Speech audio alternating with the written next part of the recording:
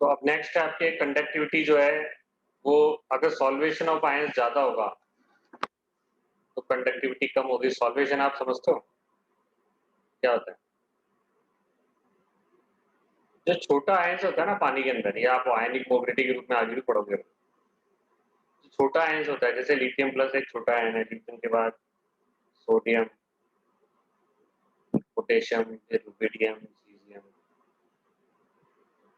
छोटा आयन है ना? केवल यस दो ही सर। शेल है, दो ही शेल है यस इसमें, सर। 1s2 2s1। अब वो एक शेल तो चला ही गया, अब तो एक ही शेल बच गया। तो ये छोटा जो आयन है, इसका ज़्यादा हाइड्रेशन होगा। क्या होगा इसका? पानी के अंदर हाइड्रेशन ज़्यादा होगा, यानी पानी में क्या होगा, वाटर ज़्यादा वाटर मॉलिक्यूल्स को घेर के रख लेगा। तो उल्टा काम हो जाएगा, पानी में ये बड़ा हो जाएगा। वैसे तो इन चारों में देखोगे ना, तो लिथियम आयन सबसे छोटा है। गैसेस स्टेट में तो, गैसेस स्टेट में जो ऑर्डर ऑफ साइज आएगा ना, वो ये है गैसेस स्टेट। गैसेस स्टेट में ऑर्डर ऑफ साइज है, order of size in gases state, ये वाला ऑर्डर। लिख लो इसको, order of size in gases state ये है। तो इसमें तो केवल आपके एक शेल, दो शेल, 3 4 5 शेल। इसमें कितने शेल है? शेल, इसमें 5 शेल। लेकिन पानी में उल्टा काम हो जाता है। पानी में जो सबसे छोटा होता है ना, उसका सबसे ज़्यादा हाइड्रेशन हो जाता है। हाइड्रेशन का मतलब है वाटर मॉलिक्यूल्स इसको घेर लेंगे।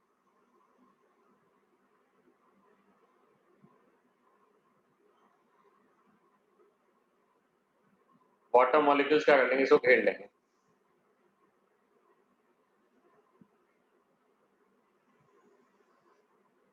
अब वाटर मॉलिक्यूल्स इसको घेर लेंगे मतलब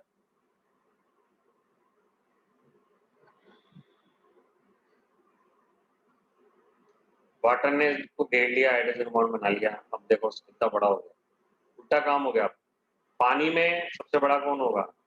लिथियम, क्योंकि ज्यादा वाटर मॉलिक्यूल्स को घेर लेंगे, ज्यादा हाइड्रेशन हो जाएगा। क्योंकि जितना छोटा होता है ना, उतना ज्यादा हाइड्रेशन हो जाता है। सोडियम थोड़ा बड़ा है, इसका हाइड्रेशन कम होगा, कुछ ही वाटर मॉलिक्यूल्स को घेरेंगे। पोटेशियम बहुत बड़ा है, इसके कंपेरिजन में बिल्कुल लगभग हाइड्रेशन हो ही नहीं पाएगा। तो उल्टा काम हो जाता है। अब ये ऑर्डर ऑफ साइज है किसके अंदर? किसके अंदर है ऑर्डर ऑफ साइज? ये water aqueous, state. Water aqueous state. State. उल्टा काम हो गया। सबके आया समझ में? एस ब्लॉक में पढ़ा होगा आपने। अब ये yes sir. Yes sir. Order of size in aqueous state हो गया, उल्टा हो जाता है। Order of size in aqueous state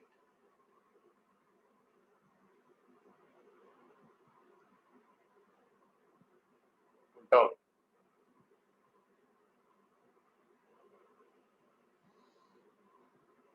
ठीक है ना? ये उसी तरह की, जैसे आपको दुनिया का फास्टेस्ट रनर कौन है? हुसैन बोल्ट, सब जानते हैं, है ना? तो हुसैन यस सर। बोल्ट जो है यस वो सर। दुनिया का फास्टेस्ट रनर है, भागता है, कोई दिक्कत वाली बात नहीं। लेकिन अगर उसके ऊपर 40 आदमी उसके ऊपर जाके बैठ गए हैं, तो क्या तेज भाग पाएगा वो? हैं? ये वही काम हो रहा है। वैसे तो लिथियम सबसे छोटा है, लेकिन तो लिथियम सबसे छोटा है मतलब तेज भाग सकता है, लेकिन बहुत सारे वाटर मॉलिक्यूल्स ने क्या कर लिया, उनको घेर लिया, उसके ऊपर लग गए जाके। तो अब इनकी इसकी लिथियम की ताकत ही नहीं बची भागने की, ठीक है ना? उसी तरह की, जैसे मैंने आपको बताया हुसैन बोल्ट वैसे तो तेज भाग सकता है, लेकिन अगर उसके ऊपर 40 आदमी लेके बैठे हैं या 20 आदमी उसके ऊपर जाके बैठे हैं, तो भाग नहीं सकता। उसकी स्पीड क्या हो जाएगी? बहुत कम हो जाएगी। वही काम हो गया, ठीक है ना? तो इसका बहुत हेवीली हाइड्रेशन हो गया वाटर के अंदर, मतलब बहुत ज्यादा सॉल्वेशन हो गया। हाइड्रेशन का मतलब सॉल्वेशन हो गया। सॉल्वेशन ज्यादा हो गया तो कंडक्टिविटी क्या हो गया? अब ये बहुत धीरे धीरे चलेगा, ठीक है ना? वही वाली चीज तो लिख लो। ये क्या है? ऑर्डर ऑफ हाइड्रेशन या ऑर्डर ऑफ सॉल्वेशन बोल सकते हैं।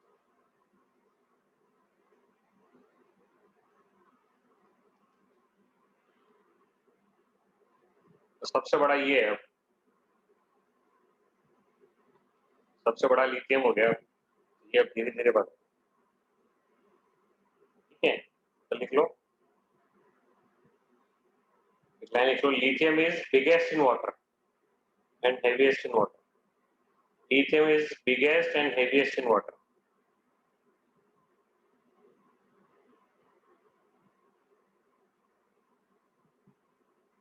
So its conductivity is very less.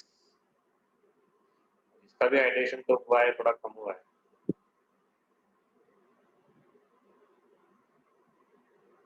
इसका थोड़ा और कम हुआ है,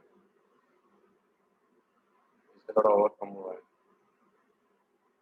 ये तो ऑलमोस्ट होते है ना, इस तरीके से आप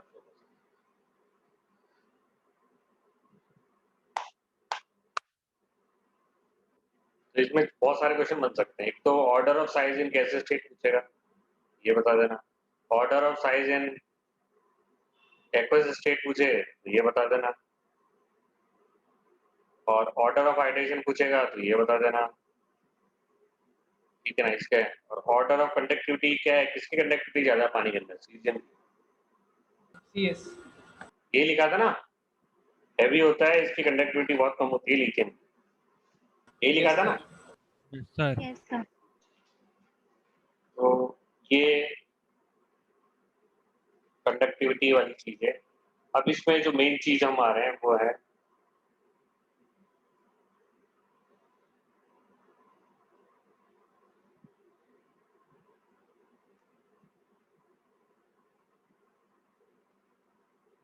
concentration of solution.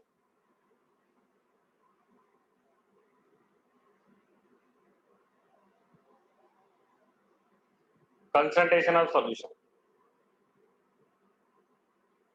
इसमें दो चीजों का डिफरेंस हो जाएगा. एक हो जाएगा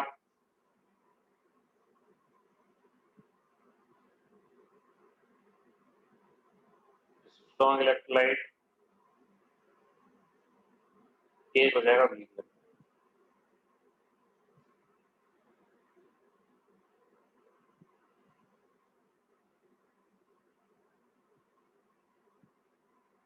ठीक है.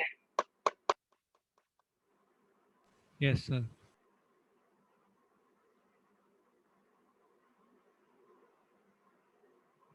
तो अब एक रूट पढ़ा था आपने आयनिक लिथियम में, पढ़ा था.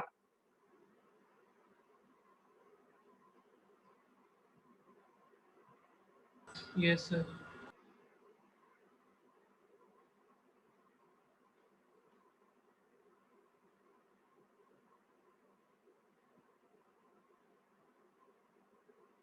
पढ़ा था.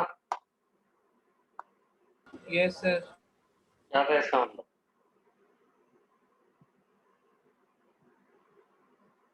ये आयनिक लिथियम में क्या बोलता था कि जैसे जैसे आप देख लो, ये अल्फा इधर ले आओगे,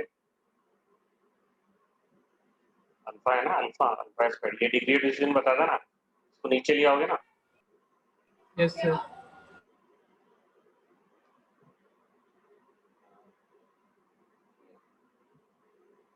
समझ ना बात. इसको खोल देता हूँ, चलो इसे पेपर पे खोल. ये is equal to alpha square C था, इसको मैं नीचे ले गया, ये upon C is equal to alpha square हो गया.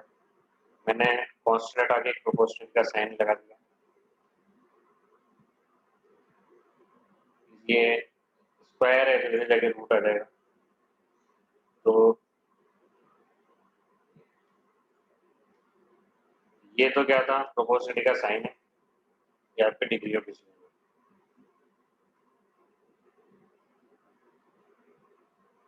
Sir, inversely proportional नहीं आएगा. हाँ ये नीचे है ना, 1/, ठीक है ना, Yes, sir. 1/, alpha degree division क्या है, square root of 1 upon square root of. तो degree of sir decision degree of क्या है? डिसोसिएशन या आयनाइजेशन, डिग्री ऑफ डिसोसिएशन या आयनाइजेशन किसके इनवर्सली प्रोपोर्शनल होता है? कंसंट्रेशन।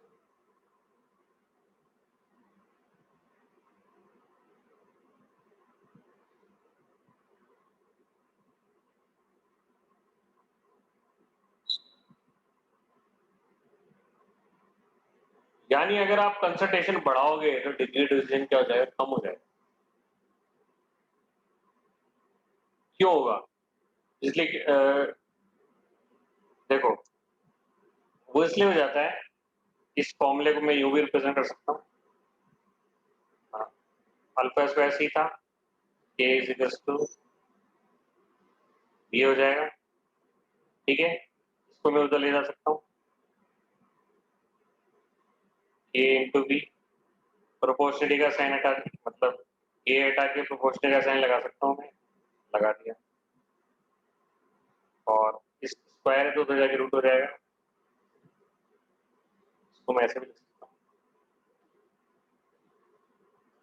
मतलब जैसे जैसे आपने डाइल्यूशन बढ़ाया, डिग्री ऑफ डिसोसिएशन भी क्या होगा? बढ़ेगा। और ये रूल लगता था वीक इलेक्ट्रोलाइट्स, क्योंकि स्ट्रॉन्ग इलेक्ट्रोलाइट तो ऑलमोस्ट 100% आयनाइज्ड ही होते हैं, उसमें तो कोई दिक्कत ही नहीं, ठीक है ना। ये रूल किससे लगता है? Weak electrolyte. वीक इलेक्ट्रोलाइट का जैसे जैसे आप डाइल्यूशन बढ़ाओगे, डाइल्यूशन बढ़ाने का मतलब कंसंट्रेशन कम करना, वैसे वैसे डिसोसिएशन बढ़ेगा। अब ऐसा क्यों होता है? ठीक है ना, ये क्या था आपके? Dilution, dilution. और ये होता है आपके डिग्री ऑफ डिसोसिएशन। इसको मैं सबसे अच्छा समझाने का तरीका आपको जनरली में नहीं बताया। देखो क्या होता है, जैसे मान लो एक कंटेनर है, 1 लीटर का कंटेनर है, उसमें मैंने डाल दिया suppose 10 ml acetic acid, electrolyte के लिए वैलिड होता है ना, 10 ml एसिटिक एसिड डाल दिया 1 लीटर वाटर के, तो सपोज 5% आयनाइजेशन है, 95% क्यों आयनाइज नहीं हुए बता सकते हो? ऐसा नहीं कि वो आयनाइज नहीं हुए थे, वो हुए थे, एसिटिक एसिड टूट गया था एसिटेट आयन में और H+ आयन, टूटने के बाद क्योंकि जगह कम है इसलिए वापस टकरा के उन्होंने एसिटिक एसिड बना लिया, इसलिए केवल 5% आया है। एक तो एसिटिक एसिड का नेचर भी ऐसा है कि कम आयनाइज होता है, तो आयनाइज कम हुए और फिर जो आयनाइज हुए भी उनमें से वापस ने आपस में टकरा के वापस एसिटिक एसिड बना लिया, इसलिए केवल फाइनली 5% आयनाइज आ गया। Yes sir. Yes, sir. अब जैसे मान लो मैंने ये 1 लीटर की बजाय 10 लीटर ले लिया, 10 लीटर वाटर ले लिया, मतलब डाइल्यूशन बढ़ाया मैंने, और वही 10 ml एसिटिक एसिड को नहीं बढ़ाया मैंने, वही 10 ml एसिटिक एसिड, तो इस बार आयनाइजेशन सपोज बढ़ के हो गया 12%। आयनाइजेशन क्यों बढ़ा? इसलिए बढ़ा क्योंकि इस बार स्पेस बड़ी है, ये जो आयन ब्रेक हुए थे एसिटेट आयन में और H+ आयन में, इनमें अब कम चांस है कि आपस में टकरा के एसिटिक एसिड बना पाए, चांस तो अभी भी है इसलिए तो 100% आयनाइजेशन नहीं हो रहा है, लेकिन पहले के कंपैरिजन में अब कम चांस हो गया। पहले तो बिल्कुल छोटी सी जगह थी, जब चाहे जब एक दूसरे को अट्रैक्ट कर सकते थे और वापस एसिटिक एसिड बना सकते थे। इस बार क्या हो गया, दूर चले गए, एसिटेट आयन यहाँ चला गया, H+ आयन उधर चला गया, अब कम चांस हो गया इनका आपस में टकरा के वापस एसिटिक एसिड बना पाए, मतलब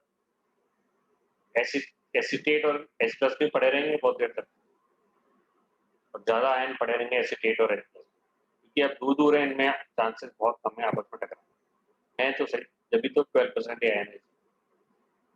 अब मान लो आपने 10 लीटर की बजाय इस बार 100 लीटर कर लिया, 100 लीटर तो बहुत होता है, वही 10 ml, अब एक तो इधर चला गया आयन एसिटेट आयन, एक उधर चला गया, अब तो और भी कम चांस है आपस में टकरा के